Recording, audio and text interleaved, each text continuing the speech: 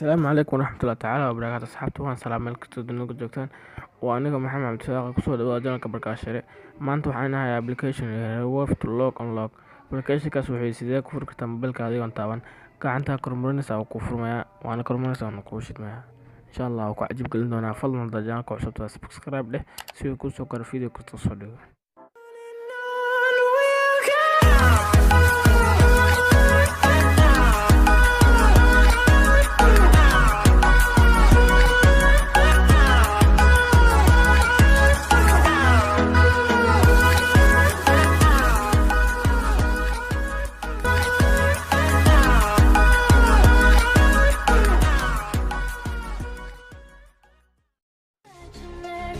We